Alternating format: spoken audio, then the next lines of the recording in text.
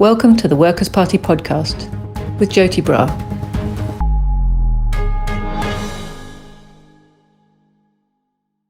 Hi there and welcome to this Workers' Party podcast episode. Today we have the great honour to be talking to Michael Campbell. He is a lifelong Sandinista, comes from a family of Sandinistas, and he is currently Nicaragua's Minister for International Relations. So we're going to start with an introduction from Michael into who and what the Sandinistas really are and how they have evolved in the last 40 years. And then we'll get into some questions about current affairs. Michael. Thank you very much, Joti, and thank you to the Workers' Party for its solidarity throughout the years with the Frente Sandinista de Liberación Nacional and with the people and government of Nicaragua. Your support and your solidarity is very important to us, especially in the context of the new aggressions that we have faced historically and we continue to face today. So I wanted to begin speaking a little bit about the Fsln before and the Fsln now.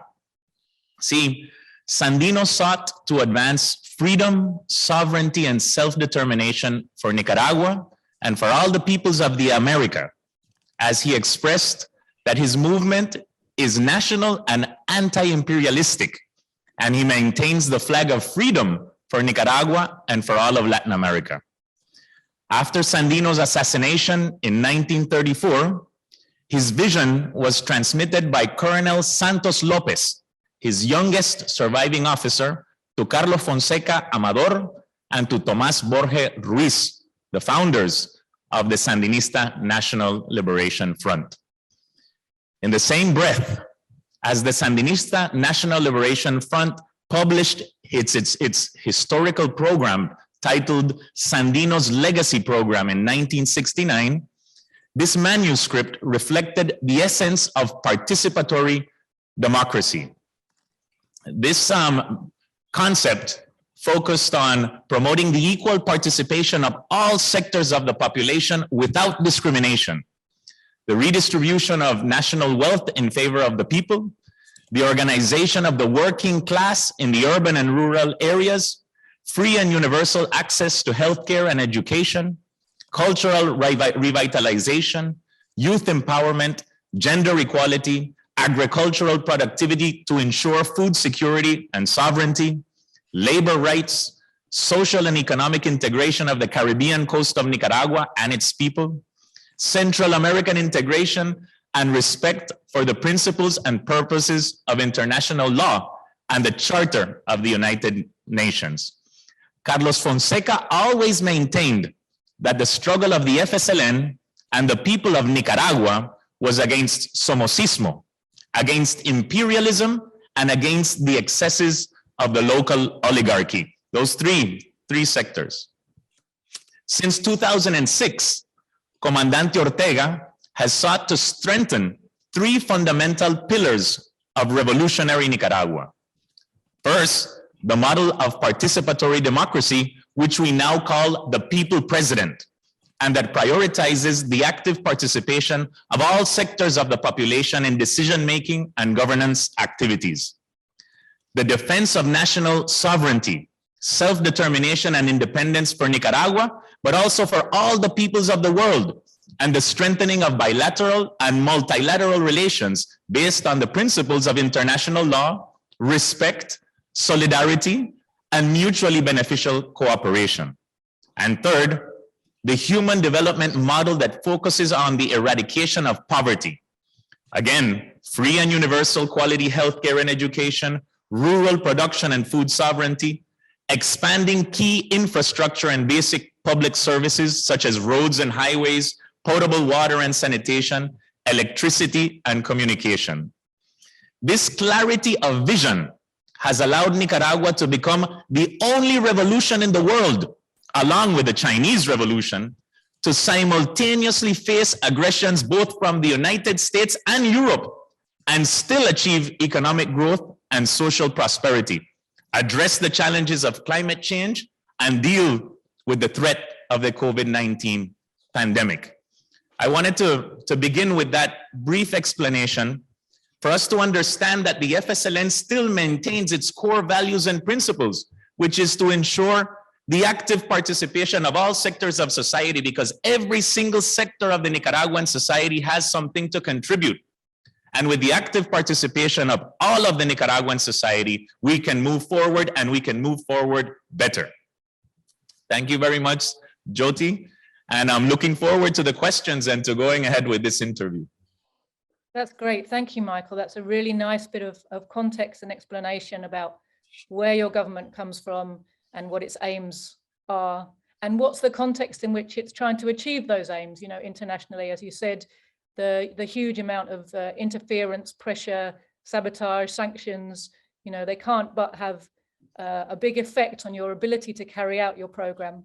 But of course, we're going to get to that. So I want to start, if I may, with a question about the pandemic, because of course it's been the major thing that's been happening everywhere in the last 2 years.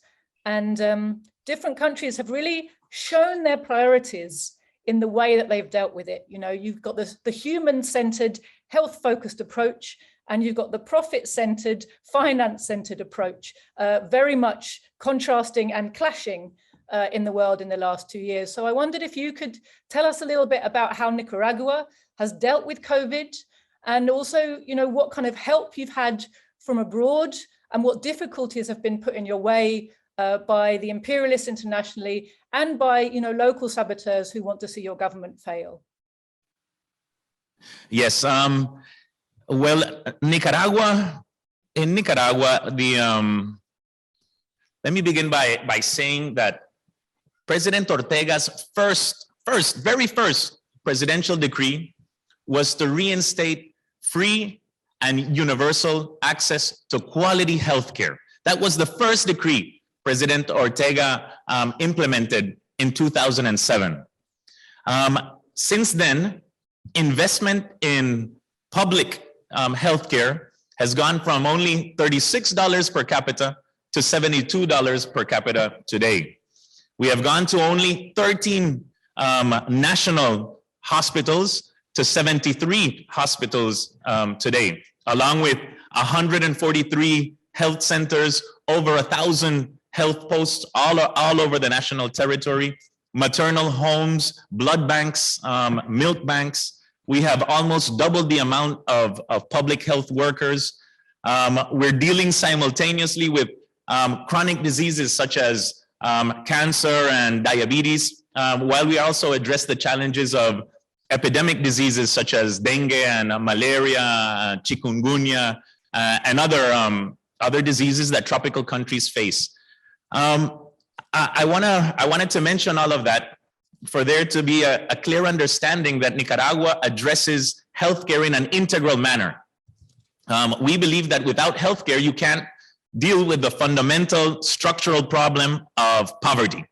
Remember, eradicating poverty is Nicaragua's overarching goal. That has been the overarching goal of Comandante Daniel Ortega and Comrade Rosario Murillo since 2007, and healthcare plays a fundamental role. So when we faced the first case of of COVID-19 in Nicaragua, we were better prepared to deal with the challenges of the pandemic than our neighbors in Central America. So much so that we have been able to keep the COVID-19 deaths below 300 in Nicaragua, while our neighbors are dealing with much higher numbers. I think this goes to demonstrate the importance of having a very strong healthcare system and ensuring that healthcare is free and universal for all. That drive to ensure free and public healthcare in Nicaragua continues today. We are still in the process of building 4 new hospitals, the biggest hospitals in Central America, and fully equipped hospitals equipped with X-ray machines and MRI machines and everything. And all of these things are free. The population, when Comandante Ortega took power in 2007, overnight, the cost of an MRI exam fell from $1,000 to 0. This allows the population to focus its energies on other aspects, on moving forward and accessing education and trying to contribute to the economy of their families. And we have continued to push for that. We have been very successful in our model, and we believe it's a model that we can share in solidarity with other peoples, with other countries of the world. At the same time, we deal with the aggressions. We deal with the unilateral, illegal measures that are being imposed against us, that target the loans, that target the capacity of our institutions to function appropriately, including our Ministry of Health. These so-called misrepresented measures that they call, that they label as sanctions, which definitely are not sanctions, imposed by the United States and the European Union. These try to block our loans, our financing, to continue carrying out this important work. Also, we deal with this enormous campaign. At the beginning of the pandemic, the communication campaign, the media campaign against Nicaragua's health system, the most effective health system in Central America. They began to criticize us, and they began to try to undermine the results, to try to inflate the numbers. They continue to do that even today. Even when the World Health Organization, when the Pan American Health Organization has recognized Nicaragua's success in dealing with the COVID-19 pandemic, this cruel campaign against the people of Nicaragua and against Nicaragua's victories in dealing with the COVID-19 pandemic continues. We have received the solidarity of several peoples and government throughout the world. To name a few, the Russian Federation has been a great friend of Nicaragua in dealing with the COVID-19 pandemic, in helping us with medication and also with vaccines. Also, the people and government of India, the People's Republic of China, the people of Cuba, they have helped us a lot. Trinidad and Tobago has also helped us. And also through the COVAX mechanism, we've received access to vaccines through by the government of France, by Spain, even the United States. I think one of the things that is very interesting about how Nicaragua is dealing with the pandemic is our willingness from the very beginning to create awareness about the importance of the vaccines. Nicaragua is vaccinating everybody from the age of 2 to the age of 95. So we're vaccinating our entire population. And we're not only providing vaccines in health centers and hospitals, but we're also doing vaccination in house-to-house visits. So everybody can have access to vaccines. We're using Soberana and Abdallah vaccines from Cuba. We're using the Sinovac from China. We're using Sputnik V. We're using Pfizer. We're using AstraZeneca.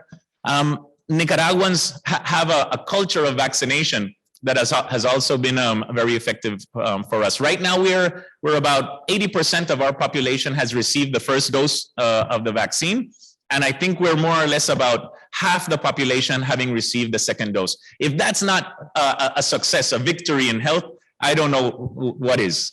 And we continue to work towards dealing with this pandemic, always creating awareness, always making sure that the population have access to the quality healthcare that they need to move ahead, to continue working, to continue studying.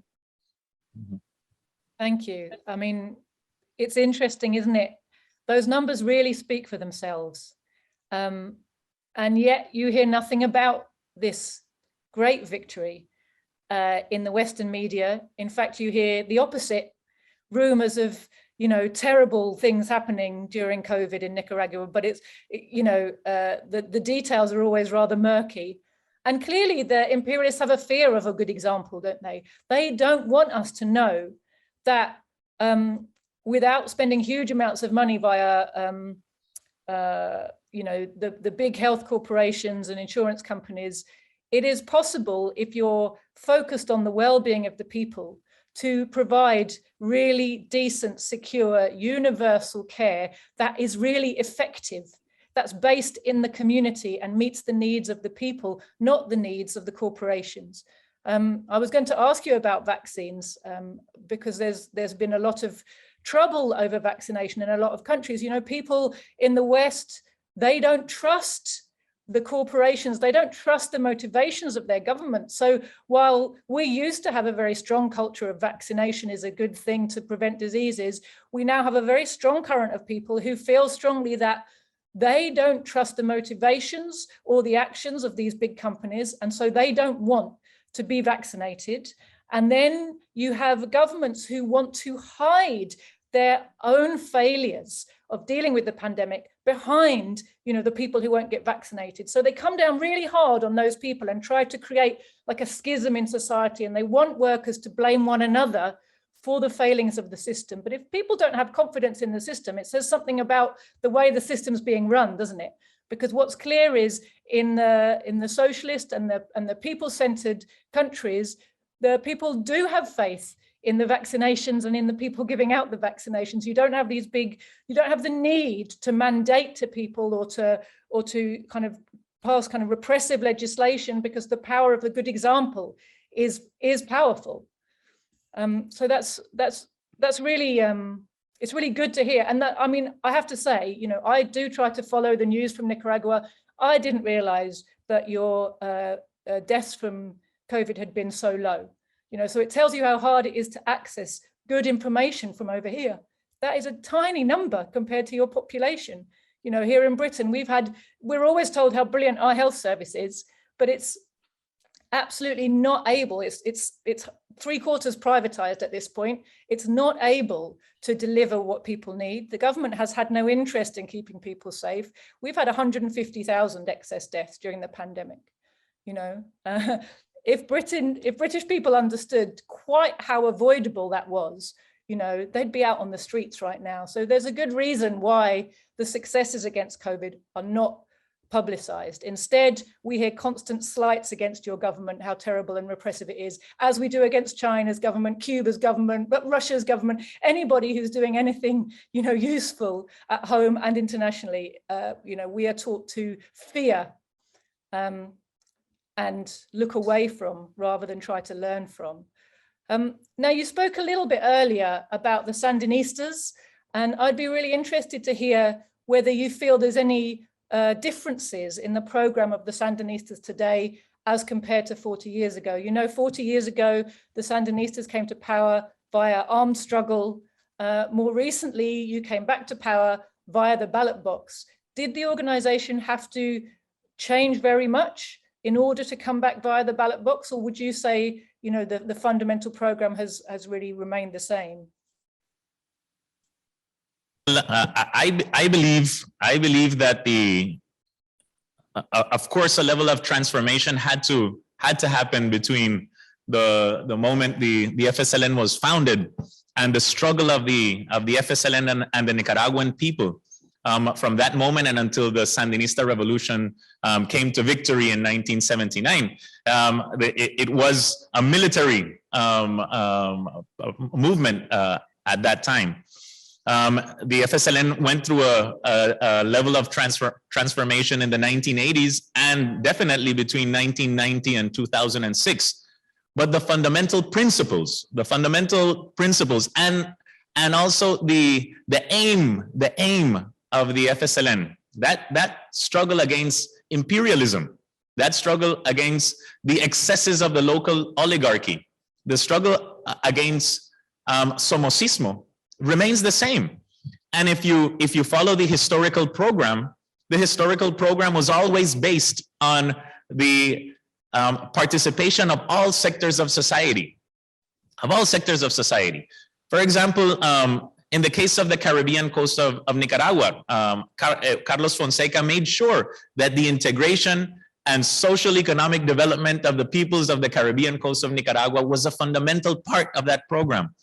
And now, since 2007, we have been carrying out the strategy for the development of the Caribbean coast. This has allowed this region that was marginalized and excluded from society for so long, to now actively participate in the development process of the country. Right now, we are strengthening the autonomy process of the indigenous and Afro-descendant people of the Caribbean coast of Nicaragua. This is very important to me because I am a Creole man. I am an Afro-descendant of Nicaragua. Autonomy also includes recognizing things like communal ownership of the land for the indigenous and Afro-descendant people, bilingual intercultural education, health that includes traditional medicine, justice administration that takes into account the traditions of the indigenous and Afro-descendant people.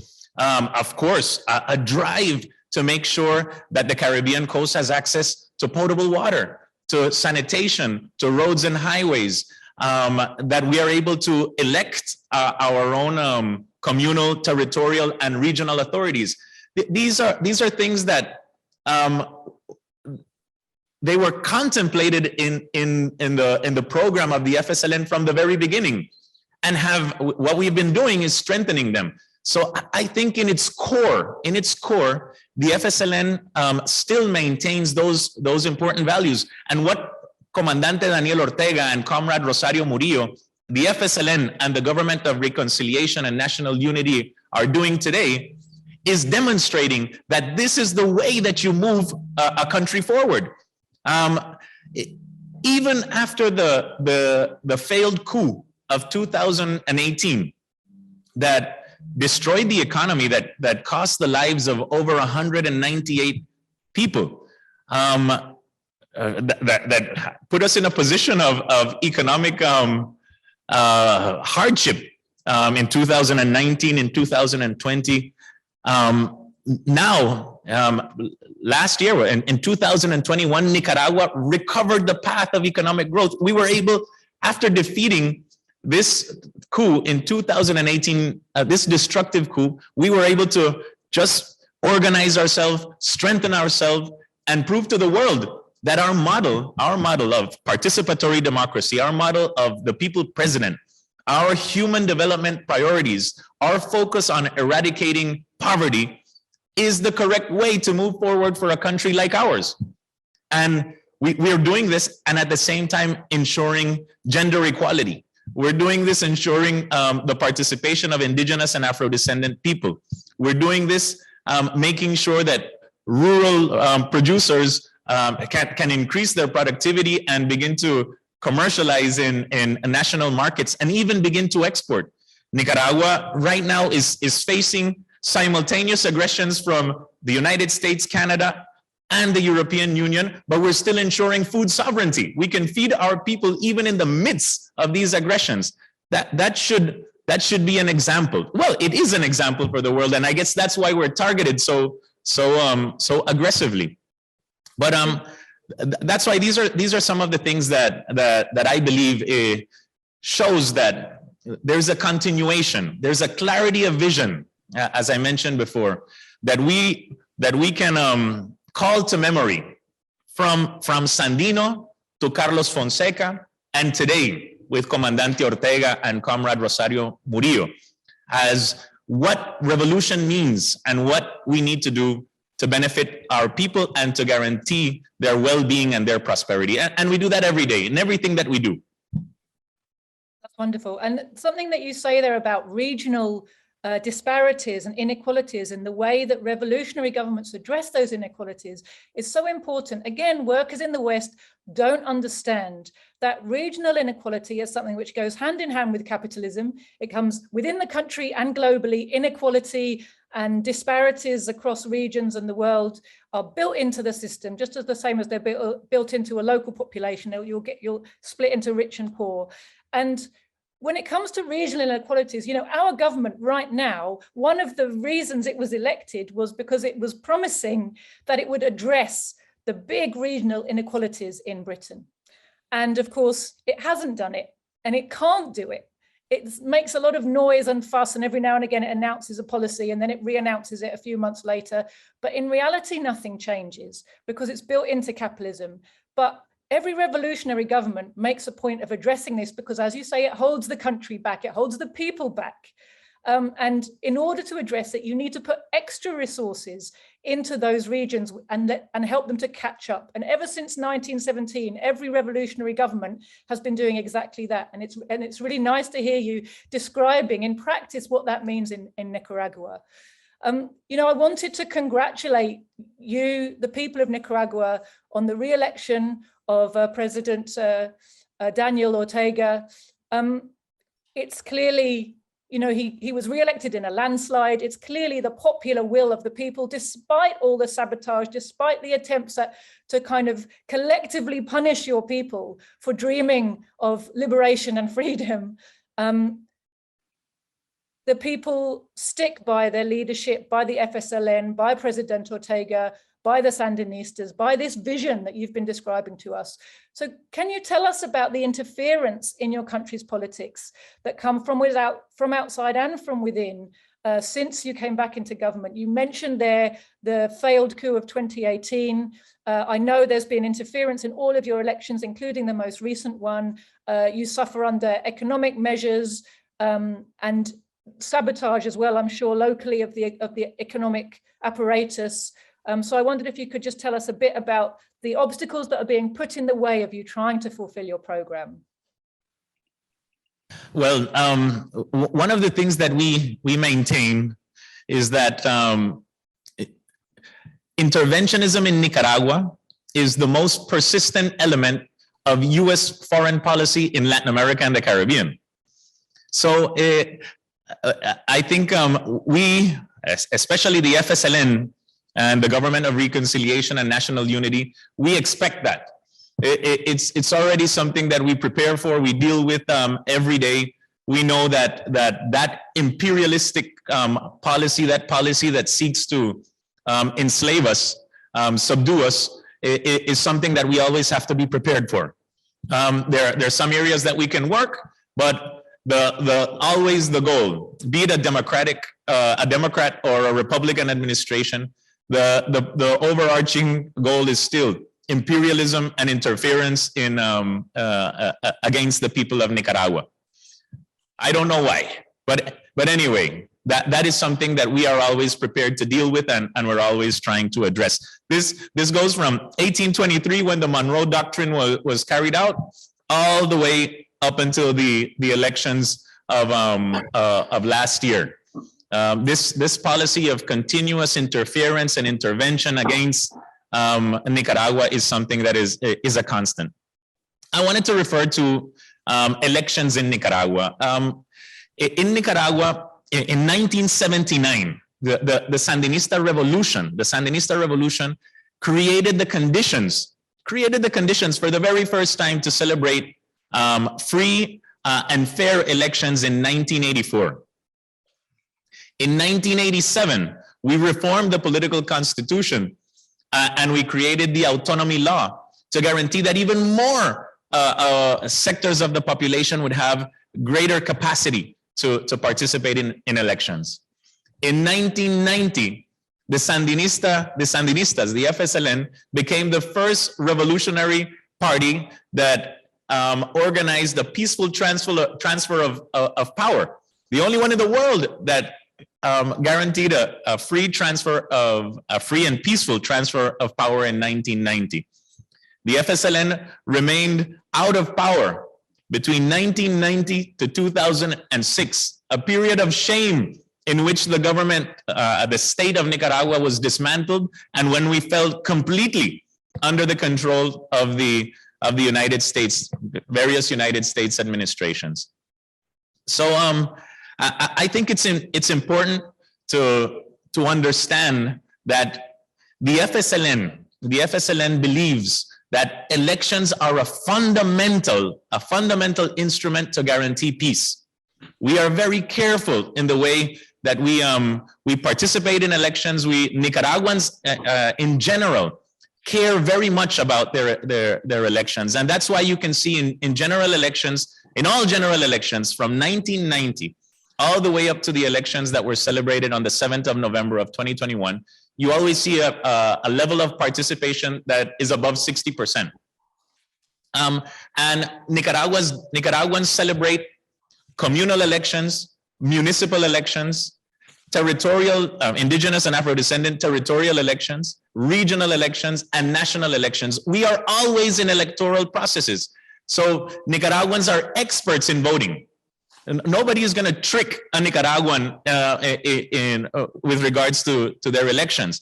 And at the same time, there are technical issues that we are constantly working on. Nicaraguans have a voter ID to participate in an election. Our voter ID has biometrical photographic data, watermarks. It has a permanent individual code for each person. Our voters' IDs are renewed every 5 to 10 years. This is a constant process to make sure that when you participate in an election, you guarantee one person, one vote. Each voting station has a maximum of 400 individuals. If a neighborhood has more than 400 individuals, you automatically open a new voting station. This is in order to guarantee communal voting. That's in order to guarantee that everybody knows who is voting along with them. This is something that's very important. You don't have to travel long distances to deposit your vote. You can vote closer to your home. That's something that has to be recognized. Also, in the past election on the 7th of November, we had over 300 international companions and members of the foreign press participating. And each political party had the right to put a political party monitor inside the voting station to ensure that the voting was conducted appropriately. Over 150 political party monitors were established in about 13,000 voting stations throughout the country.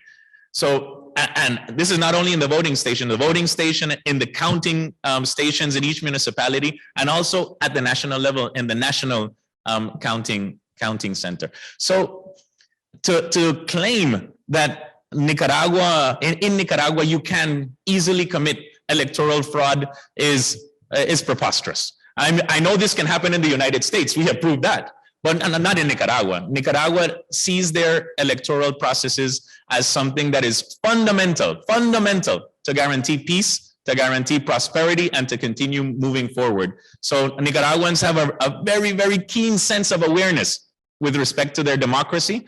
And what we have proven on the 7th of November of 2021 is that they believe in the model of the people's president. They can see that their needs are being addressed by the government of reconciliation and national unity. They can see that Comandante Daniel Ortega and Comrade Rosario Murillo are in touch with their needs and are constantly creating new opportunities, helping them to deal with the challenges from the communal level, from the level of the family, all the way up to the national level, where every Nicaraguan has the right to participate on equal footing.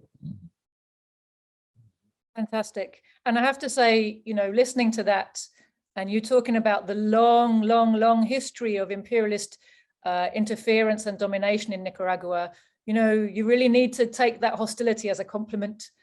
Clearly Nicaragua is doing something which is dangerous to imperialism. And from your description just now of a people-centered democracy, we can see exactly what that is. Our rulers talk to us a lot about how we in Britain, we have the mother of all parliaments. We invented democracy in the modern era, and we should be really proud of how democratic we are and how undemocratic everybody we don't like is. But people's experience is that voting here doesn't change anything. People here in their droves have given up on voting in elections. They know there's fraud. They know the ballots can be manipulated and often are. They know that whoever they vote for, all the parties represent the same thing, which is the capitalist class, right? There's no way in our system over here for a working person's vote to affect their life. There just isn't. And working people have learned that. And the poorer they are, the less likely they are to vote, because they see has no impact on their life. So there's a reason that there's so much hostility directed at a model like yours.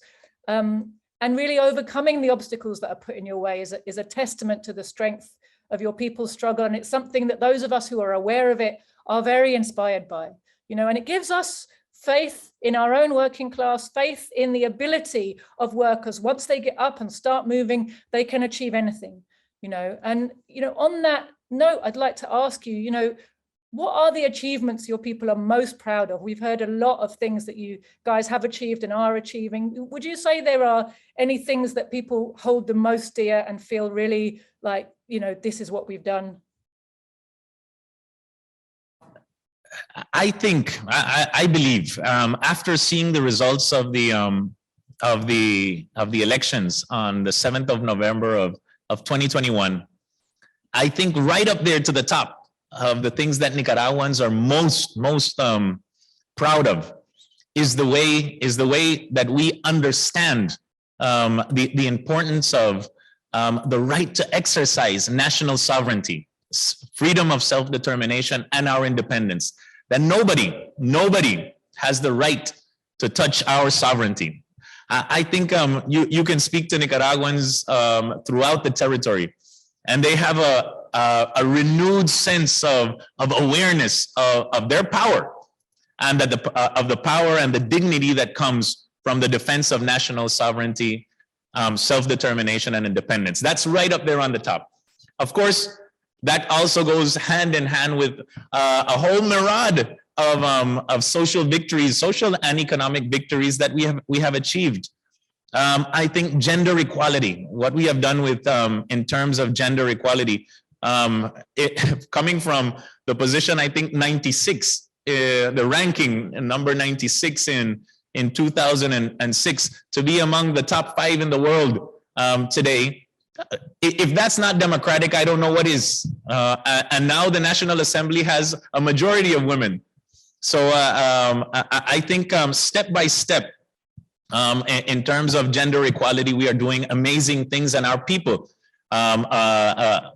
appreciate the importance of the dignity and the rights of women. And this is not only political participation of women, but also integrating women into the workforce, women in leadership positions, addressing the social needs of women in the family, in the community, and the workplace.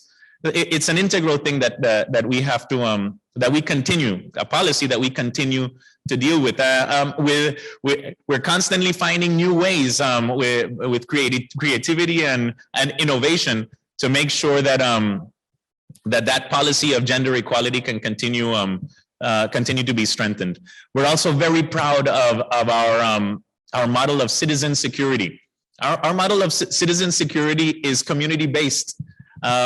We don't have a police force that is, well, we have a very good and very well trained police force, but we don't have a police force that is extended throughout the entire country. And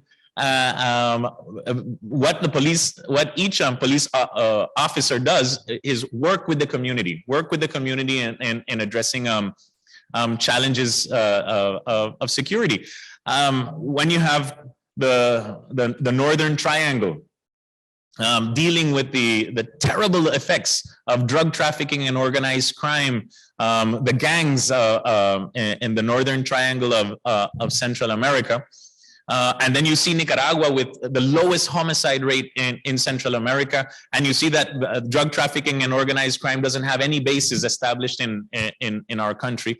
That's something to be very proud of. Also, I think our people are very proud of food security, food sovereignty. That tells you a lot. Like when you're dealing with aggressions from these powerful nations, and at the same time, you can look at them and say you can feed yourself. And not only feed yourself, also help other Central American countries, help other brotherly nations to deal with their food requirements. That is something that makes Nicaraguans very proud. We're proud of what we're doing in healthcare. Our hospitals that are among the best in Central America, and that attend the needs of our population from chronic diseases to epidemics and pandemics. Covering everything, including vaccination campaigns and tests that before we had to travel to other countries to receive. Now we're receiving them right here in Nicaragua. Even other countries are coming to Nicaragua to receive healthcare, and that goes to show Nicaragua's solidarity with the world. In terms of education, we're also, education in Nicaragua is also free and universal from 6th grade all the way up to university level. I think that's something that we need to speak more about. we're always investing more and more into guaranteeing improved quality for our education system throughout the whole structure. Right now, between 2006 and today, we've built over 8,000 highways and roads. Nicaragua has never been connected as much as it is connected today. And we have the best highways in Central America. And I think we're the 5th best highway in Latin America and the Caribbean. And these highways connect the Pacific coast with the Caribbean coast. Where I'm from Bluefields. Bluefields used to be considered basically an island. You could only access Bluefields by the river or by plane. Now you have a highway that takes you all the way to Bluefields, from Managua to Bluefields in 6 hours. That opens up a whole world of opportunities for your people. Potable water and sanitation have increased dramatically in Nicaragua. I know for some of your audience, I imagine the concept of potable water is, you consider it something that just comes with everything, but only a few years ago, many communities of Nicaragua didn't have water. You couldn't open the tap and have water. Now we have quality water, almost coverage above 90% throughout all the country. Electricity and telecommunications are also something that are amazing, and that help people to study better, that help you to access healthcare better, that help you to produce better, to commercialize better. So all of these things are fundamental achievements that people know of. People know of these things because they can touch them, they can see them. So Nicaraguans are very proud of that. We're proud of that, and we're proud of so much more that we've been doing. And I repeat, the model of the people's president is the basis of this. It's not a government telling you what to do. You're participating in defining the human development program. You're participating in every aspect, in designing, in organizing, in planning, and implementation. The people are the president of Nicaragua, truly. Beautiful. And that list, that phenomenal list of achievements from the last only a short period of time, really explains why it is that the people stick with the government and the present system no matter what. You know, a couple of those things really stood out to me when you were talking about women in particular. Obviously, I mean, I am a woman, but you know, it's something very close to my heart. I'm very conscious that a real mass movement always has women at its heart. To be a real viable mass movement, you have to be based around working class women, because they're at the heart of community, family, social life. You know, and if your movement is not attractive to women, it's not going to be successful. And that's something that I really noticed when I've been to Latin America, and I've lucky to have been a few times, not as much as I would like. But when I go to Latin America and when I meet representatives of Latin America in other parts of the world, it's very noticeable to me how many of them are women. How many women politicians, activists, you know, community workers, ambassadors are being produced by the socialist countries and the socialist parties in Latin America. It's very noticeable, and it really speaks of the vibrancy and the mass nature of your movement, that you're deeply rooted in the community in order that so many women are coming up through the ranks. You do not get that unless it's coming from the bottom. I know that from experience.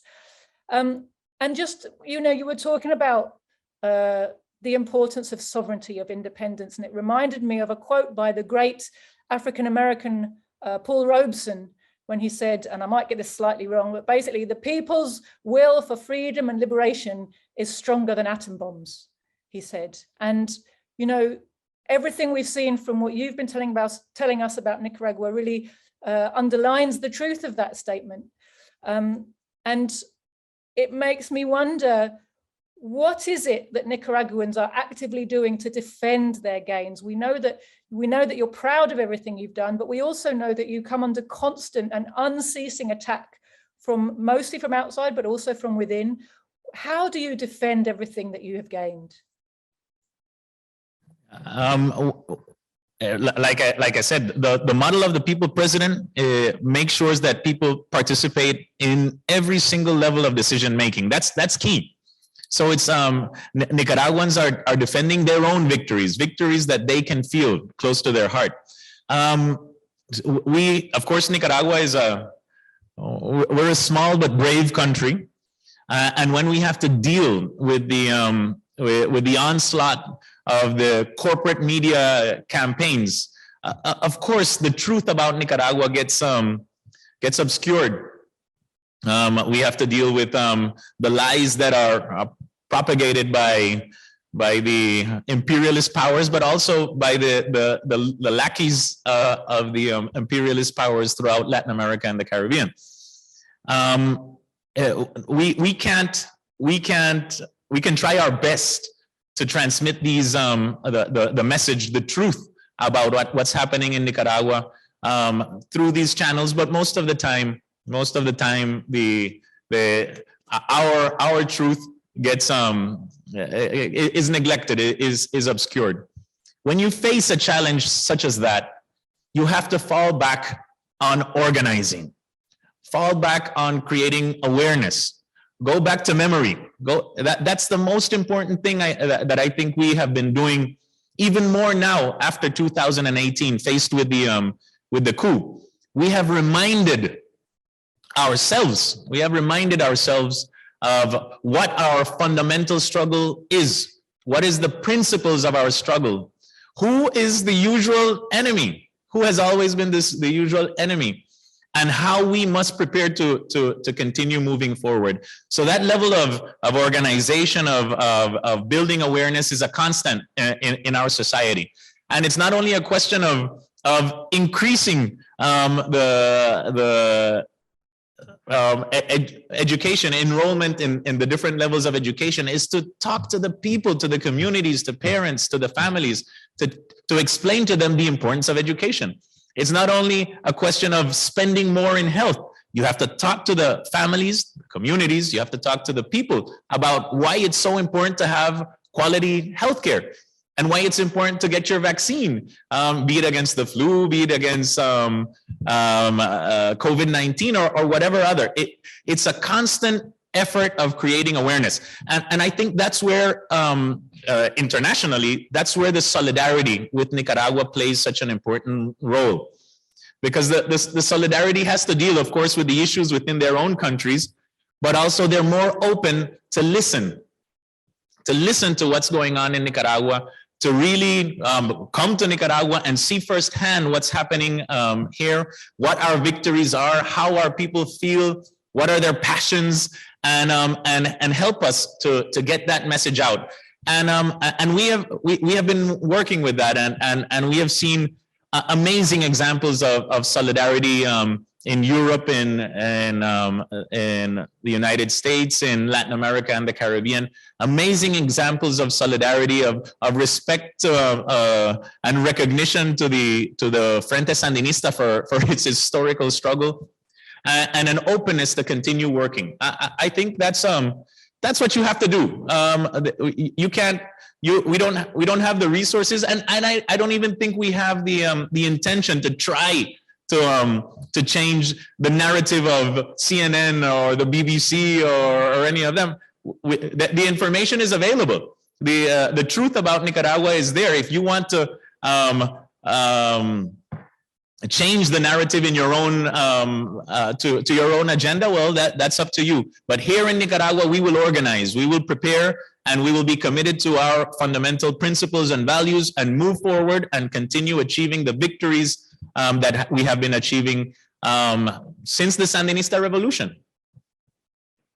Fantastic. You said there something about the lackeys who underline and act on behalf, underline the message of the imperialists and act on their behalf locally. And you reminded me about the Nicaragua's recent withdrawal from the Organization of American States. I wonder if you could tell us a little bit about that. My understanding is that essentially that organization has really become a mouthpiece for US imperialism in your region, and it was used to try to justify an attempt to overturn the most recent election result. Is that essentially a correct understanding? That is correct, but not only against Nicaragua. The OAS has been a ministry of colonies from the United States from its very beginning. It's only an extension of the Monroe Doctrine, and our participation in that would be contrary to the principles of the revolution. The OAS basically supported the 2018 coup against Nicaragua and continued to attack Nicaragua throughout that period. But even before that, they were constantly attacking any progressive government that sought to have an independent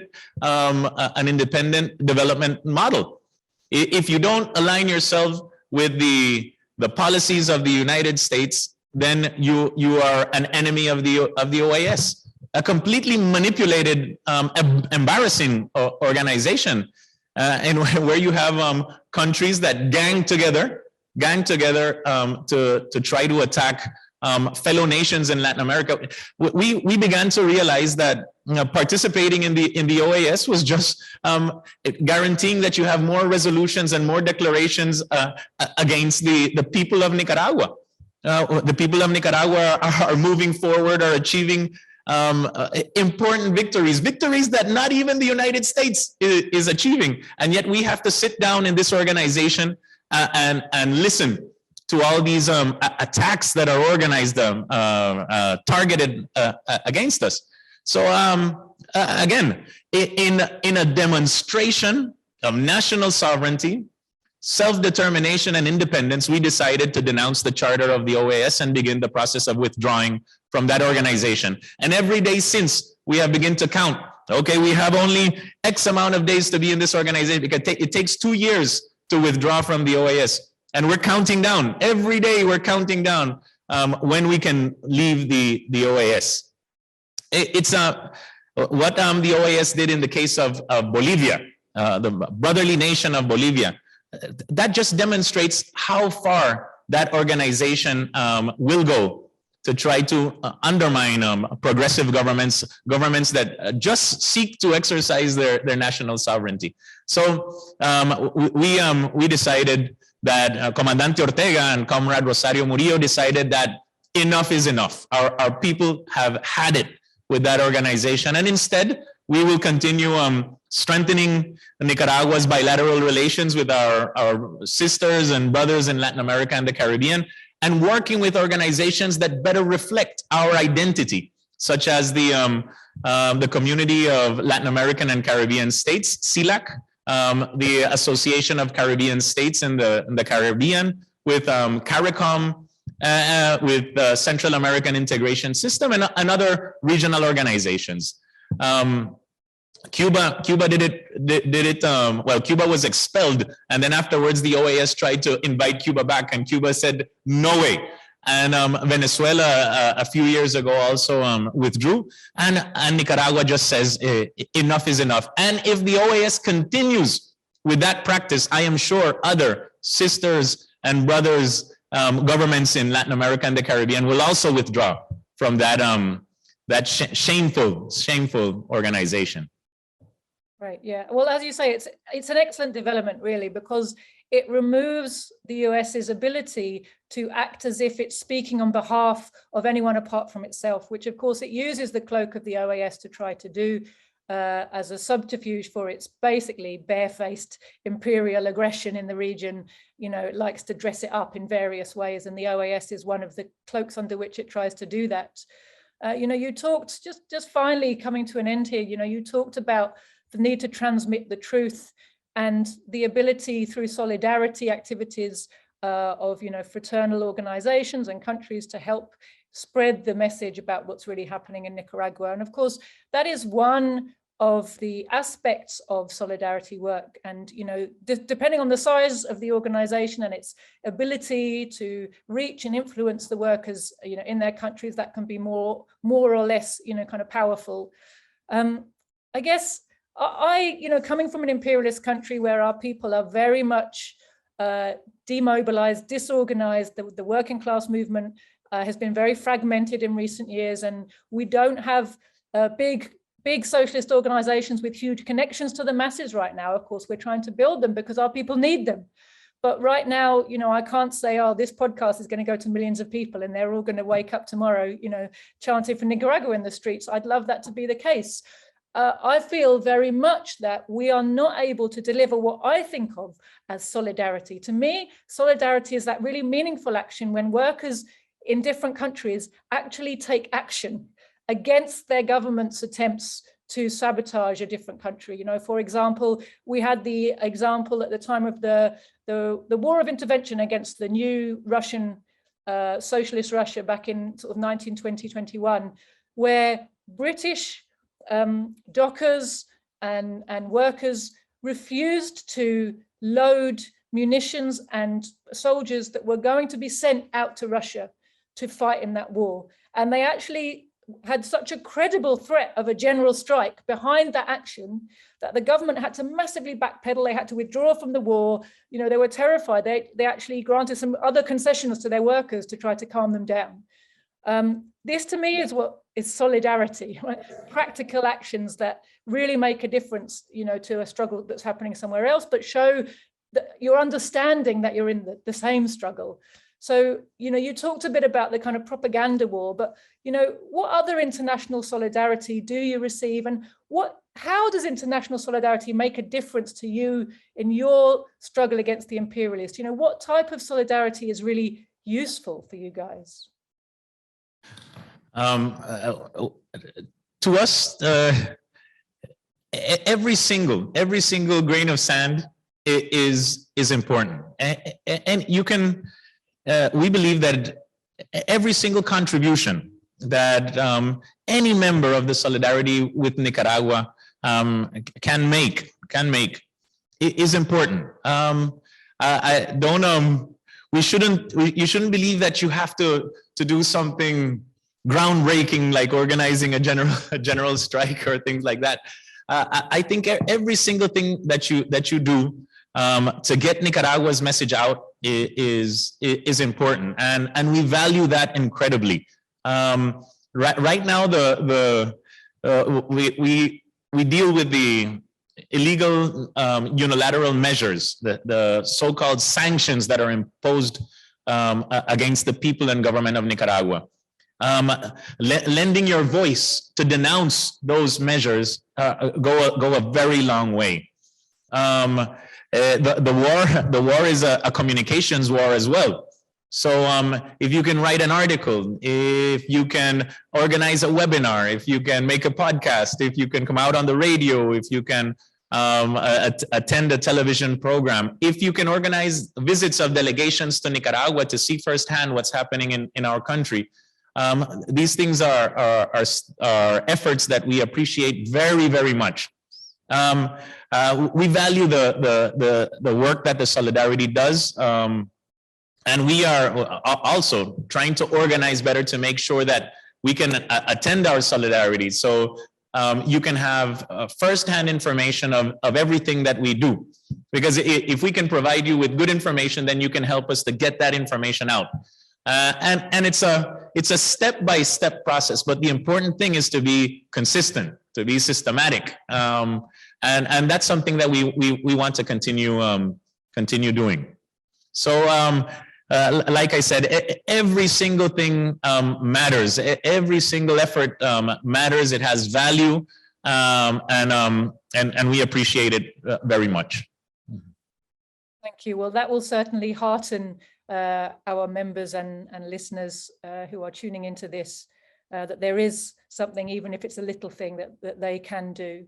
And I would encourage all of our listeners and watchers to do what they can to share this episode. There's been so much, fantastic information that is not easily available to many people in Britain unless they're searching really hard for it.